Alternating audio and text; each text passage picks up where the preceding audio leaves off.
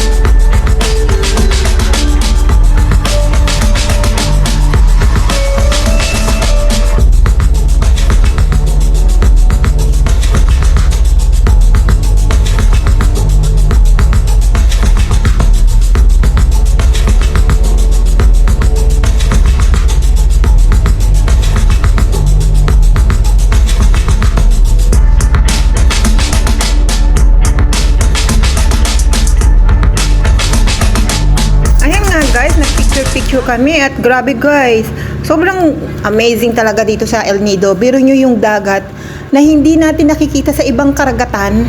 Dito makikita nyo kakaiba din dahil ang tubig talagang grabe, green, may light green, may blue, may dark blue, may white. Grabe guys, ang ganda talaga ng tubig. At saka alam nyo ba na hindi siya masyadong maalat dahil marami akong dagat na napuntahan. Ang iba talagang pag natikma mo ay talagang lasang-lasa ang asin. Pero ito, kakaiba ang lasa ng tubig niya. Hindi masyadong maalat, tsaka hindi mahapdi sa katawan.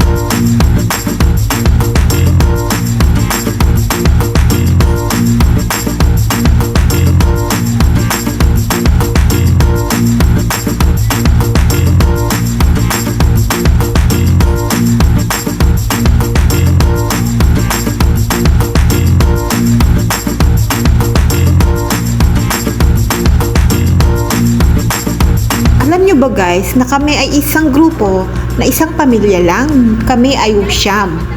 Kami ay nasa unahan ng bangka. Kaya guys, kitang-kita namin ang mga masasalubong namin. Ang tubig, kulay blue, navy blue, yang guys, totoong kulay ng dagat, yang nakikita nyo dyan. At napakasaya nga namin guys, may dala kami siyempre pagkain. Wala namang problema, ang mahalaga lang sa kanila ay hindi ka makalat. Ayan nga kaming mag-ina, siyempre magkatabi kami ng aking anak. 10 pala kami guys, 10. Nalimutan ko yung anak ko. Then you have to wear your water shoes now, sir. Water shoes or slippers. Because there's a lot of rats. Yung phone na lang po nilang gamitin. Hindi yan o, habang bumababa, pinipicture ako. Kaya po, grupo po kayo mag-picture niyo. May kapit na lang wala ko mga pinakamaganda mo kasi pinaka-boss. Pinaka-focus sa aking buhay. Pinakamaganda.